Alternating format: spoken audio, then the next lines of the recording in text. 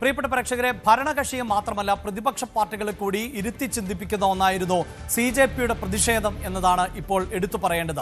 മാത്രമല്ല, നമ്മുടെ social media ഹാൻഡിലുകളിൽ ഉൾപ്പെടെ CJPയുടെ രൂപീകരണവും അതിനുശേഷം ഉണ്ടായ പ്രതിഷേധങ്ങളും വലിയ തോതിൽ ചർച്ച ചെയ്യപ്പെടുകയാണ്. അതായത് മുഖ്യധാര രാഷ്ട്രീയ പാർട്ടികളുടെ പിന്തുണയില്ല എങ്കിൽ പോലും ജനങ്ങൾ ഒത്തുചേർന്നാൽ, അവർക്ക് കൂട്ടായ ഒരു സ്വഭാവമുണ്ടായാൽ, ഇച്ഛാശക്തിയോടുകൂടി പൊരുതിയാൽ എത്ര വലിയ ഭരണകൂടത്തിന്റെയും കണ്ണു തുറപ്പിക്കാൻ സാധിക്കും എന്നതാണ് ഇപ്പോൾ വലിയ തോതിൽ ചർച്ച ചെയ്യപ്പെടുന്നത്. അതുതന്നെയാണ് നമ്മൾ ജന്തർ മന്ദറിൽ കാണുകയും ചെയ്യുന്നത്. ഒരുപക്ഷെ പ്രതിപക്ഷ രാഷ്ട്രീയ പാർട്ടികൾ ഏറ്റെടുക്കേണ്ട ഒരു പ്രതിഷേധം അവർക്ക് കൃത്യമായി ഏറ്റെടുക്കാൻ സാധിച്ചില്ല എന്ന് മാത്രവുമല്ല, CJPയെ പോലെ ഉള്ള ഒരു മുന്നേറ്റത്തിന് ഇത് ഏറ്റെടുക്കാനും വിജയിപ്പിക്കാനും ജനകീയ പിന്തുണ നേടാനും സാധിച്ചു എന്നതിപ്പോൾ വലിയ തോതിൽ ചർച്ച ചെയ്യപ്പെടുകയാണ്. പലപ്പോഴും നമുക്കറിയാം, ഒരു പ്രക്ഷോഭം ആരംഭിക്കുന്നത് ദിവസങ്ങൾ നീണ്ട ഒരു പോരാട്ടത്തിനൊടുവിലായിരിക്കും. അതല്ലെങ്കിൽ മുഖ്യധാര രാഷ്ട്രീയ പാർട്ടികൾ അത് ഏറ്റെടുക്കുകയാണ് ചെയ്യേണ്ടത്. ഇവിടെ ഈ പ്രക്ഷോഭത്തിന്റെ രൂപവും ഭാവവും ഒക്കെ വലിയ തോതിൽ ഇപ്പോൾ ചർച്ച ചെയ്യപ്പെടുന്നത് ഈ പ്രസ്ഥാനത്തിന്റെ രൂപീകരണവും അതിനുശേഷമുണ്ടായ പ്രതിഫലനവുമാണ്. പ്രിയ പ്രേക്ഷകരെ, അതൊന്ന് സൂചിപ്പിച്ചു പോകുമ്പോൾ നമ്മൾ ഓർക്കേണ്ടത് കേവലം 2 മാസം കൊണ്ടാണ് ഇത്രയധികം സംഭവവികാസങ്ങൾ ഈ രാജ്യത്തുണ്ടായത് എന്നതാണ്. 2026 മെയ് 15 സുപ്രീം കോടതിയിലെ ചീഫ് ജസ്റ്റിസ് ആയിട്ടുള്ള സൂര്യകാന്തിന്റെ പരാമർശം. ഒരു കേസ് പരിഗണിക്കവേ ആണ് അദ്ദേഹം രാജ്യത്തെ തൊഴിലില്ലാത്ത ജനങ്ങളെ പാറ്റകൾ അല്ലെങ്കിൽ കോക്രോച്ച് എന്ന നിലയിൽ പരാമർശിച്ചു പോയത്.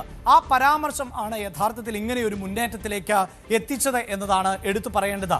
അതായത് ഈ പരാമർശത്തിന്റെ അടിസ്ഥാനത്തിലായിരുന്നു മുമ്പ് AAPയുടെ കൂടി പ്രവർത്തകൻ ആയിരുന്ന അഭിജിത്ത് ദീപ്കെ തൊട്ടടുത്ത ദിവസം 2026 മെയ് 16 ഒരു പാർട്ടി രൂപീകരിക്കുന്നു. അതായത് ഞങ്ങൾ പാറ്റകളെങ്കിൽ പാറ്റകൾ ഒരുമിച്ച് ചേർന്നാലോ, എല്ലാ പാറ്റകളും ഒരുമിച്ച് കൂടിയാലോ എന്ന ഒരു സന്ദേശത്തോടു കൂടിയായിരുന്നു ഈ പാർട്ടിക്ക് രൂപീകരണം നൽകിയത്. അതാകട്ടെ ഒരു സോഷ്യൽ മീഡിയ പ്ലാറ്റ്ഫോമിൽ വന്ന കേവലം ഒരു കമന്റ്, ഒരു മെസ്സേജ് എന്ന് നമുക്കതിനെ പറയാം.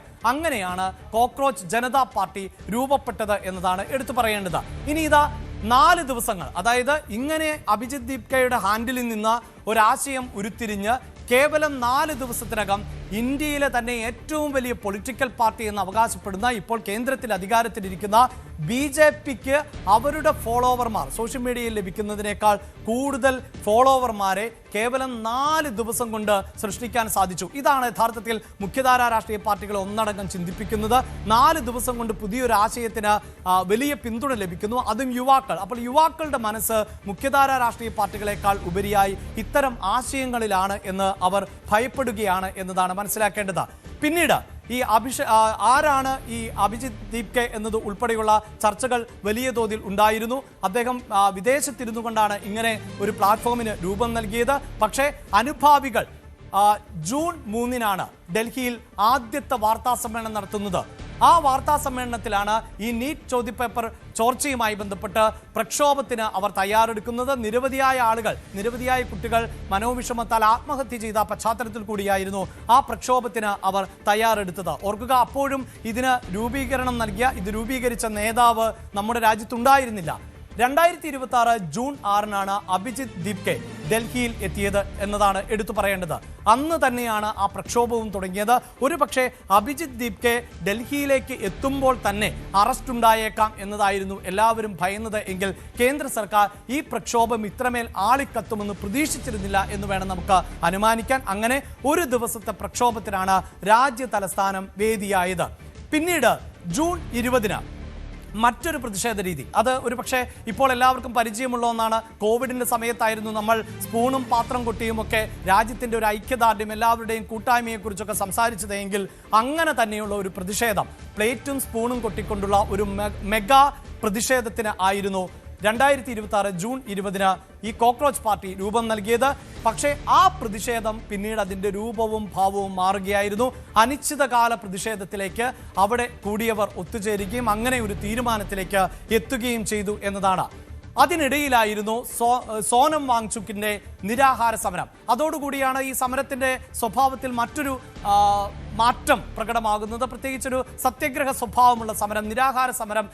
അതായത് ഭരണകൂടങ്ങളുടെ കണ്ണു തുറപ്പിക്കാൻ അവരെ എതിർക്കുക കായികമായി എന്നതൊന്നും സാധ്യമല്ല. അവിടെയാണ് ഈ സഹന സമരം, അതായത് മഹാത്മാഗാന്ധിയുടെ സമര രീതിയിലേക്ക് പോയത്. അങ്ങനെയാണ് സോനം വാങ്ചുക് നിരാഹാര സമരം ആരംഭിച്ചത്. അത് ജൂൺ 28 എന്നതാണ്. ഇനി ഈ പ്രതിഷേധത്തിന് കൂടുതൽ കരുത്തു വന്നത് എപ്പോഴായിരുന്നു എന്നതാണ്. സോനം വാങ്ചുക്കിനെ അറസ്റ്റ് ചെയ്യുന്നു. ആ പോലീസ് നടപടി അങ്ങേയറ്റം വിമർശനത്തിന് വഴിയൊരുക്കി. വെള്ളത്തുണി കൊണ്ട് മറച്ച്, സ്റ്റേജും വേദിയും എല്ലാം മറച്ച് വളരെ പെട്ടെന്ന് അപ്രതീക്ഷിതമായി ഡൽഹി പോലീസ് സോനം വാങ്ചുകിനെ അറസ്റ്റ് ചെയ്ത് നീക്കുന്നു. അപ്പോഴേക്കും, അതായത് ഓർക്കുക, ഇവിടെ ജൂൺ 28-ന് നിരാഹാരം ആരംഭിച്ചതാണ്. ജൂലൈ 18 ആകുമ്പോഴത്തേക്കും ആരോഗ്യനില അങ്ങേയറ്റം മോശമായിരുന്നു. അതിനെ തുടർന്നാണ് പോലീസ് ഈ നടപടിയെടുത്തത് എങ്കിൽ പോലും ആ നടപടിയാണ് യുവാക്കളെ ഒന്നടങ്കം ചൊടിപ്പിച്ചത് എന്ന് തന്നെ പറയാം. അങ്ങനെയാണ് ഈ സോനം വാങ്ചുക്കിന്റെ അറസ്റ്റ് ഉണ്ടാകുന്നത്. തൊട്ടടുത്ത ദിവസം അഭിജിത് ദീപ്കെ നിരാഹാരം ആരംഭിക്കുകയും ചെയ്തു. ഇതിന് പിന്നാലെ, അതായത് ഈ നിരാഹാര സമരത്തിലേക്ക് അഭിജിത് ദീപ്കെ കൂടി എത്തിയതോടുകൂടിയാണ് CJPയുടെ പ്രതിഷേധം അത് കൈവിട്ടു പോകുന്നു എന്ന് കേന്ദ്ര സർക്കാരിനും ബോധ്യപ്പെട്ടത്. ആ സമരത്തെ അടിച്ചമർത്താനുള്ള ഒരു ശ്രമം BJPയുടെ അല്ലെങ്കിൽ കേന്ദ്ര സർക്കാരിന്റെ ഭാഗത്ത് നിന്നുണ്ടായത് ജൂലൈ 20-നായിരുന്നു. CJPയുടെ പ്രതിഷേധത്തിന് നേരെ വലിയ പോലീസ് നടപടിയാണ് ഉണ്ടായത്. ആ സമരത്തിന്റെ ഒരു രൂപം മാറി, ചെറിയ അക്രമ സംഭവങ്ങളൊക്കെ ഉണ്ടായി. പോലീസ് ലാത്തി ചാർജ് നടത്തേണ്ടി വരുന്നു. പിന്നീട് തുടർച്ചയായി നമ്മൾ കണ്ടത് CJP പ്രവർത്തകരും പോലീസും തമ്മിലുള്ള ഏറ്റുമുട്ടൽ ആയിരുന്നു എന്നതാണ്. അതിനിടയിലാണ് പ്രതിപക്ഷ പാർട്ടികൾ ഈ അവസരത്തെ മുതലാക്കിയത്. അതായത് രാജ്യത്തെ പ്രതിപക്ഷ പാർട്ടികൾക്ക് ലഭിക്കുന്നതിനേക്കാൾ പിന്തുണ CJPക്ക് ലഭിക്കുന്നു എന്ന് തിരിച്ചറിയുന്നു. കോൺഗ്രസും മറ്റിതര രാഷ്ട്രീയ പാർട്ടികളും സജീവമാകുന്നു. അങ്ങനെ കോൺഗ്രസിന്റെ മിന്നൽ സമരം ജൂലൈ 21-ന് നടക്കുന്നു. പ്രധാനമന്ത്രിയുടെ വസതിക്ക് മുന്നിലേക്ക് കോൺഗ്രസ് പ്രവർത്തകർ എത്തുകയും ചെയ്തു എന്നതാണ്. 2026 ജൂലൈ 23-ന്, അതായത് നീറ്റ് ചോദ്യപേപ്പർ ചോർന്നതിന് ശേഷം പ്രധാനമന്ത്രിയുടെ ഭാഗത്ത് നിന്ന് ഒരു പ്രതികരണം ഉണ്ടാകുന്ന തരത്തിലേക്ക് ആ പ്രതിഷേധം ആളിപ്പടർന്നു എന്നതാണ് നമ്മൾ മനസ്സിലാക്കേണ്ടത്. അങ്ങനെയാണ് സോഷ്യൽ മീഡിയ ഹാൻഡിലിൽ പ്രധാനമന്ത്രി തന്നെ പ്രതികരിച്ചത്. മോദിയുടെ ആദ്യ പ്രതികരണം വന്നത് ജൂലൈ 23. കുറ്റക്കാരെ ശിക്ഷിക്കും, അതിവേഗ കോടതി സ്ഥാപിക്കും, ബിൽ കൊണ്ടുവരും, കടുത്ത ശിക്ഷ നൽകുന്ന, ഇതായിരുന്നു പ്രധാനമന്ത്രിയുടെ പ്രതികരണം. പക്ഷേ ഈ സമരം അവസാനിപ്പിക്കേണ്ടതിന്റെ ആവശ്യകത അറിഞ്ഞുകൊണ്ട് വാങ്ചുക്കുമായി കേന്ദ്രമന്ത്രിമാർ ചർച്ച നടത്തി. അങ്ങനെ ആശുപത്രിയിലെത്തി ചർച്ച നടത്തി. ജൂലൈ 24-ന് നിരാഹാര സമരം വാങ്ചുക് അവസാനിപ്പിച്ചു. അത് പ്രധാനമന്ത്രിയുടെ ഉറപ്പിനെ തുടർന്നായിരുന്നു. പക്ഷേ CJP ഏതെങ്കിലും തരത്തിൽ സമരം അവസാനിപ്പിക്കാൻ ഒരുക്കമായിരുന്നില്ല.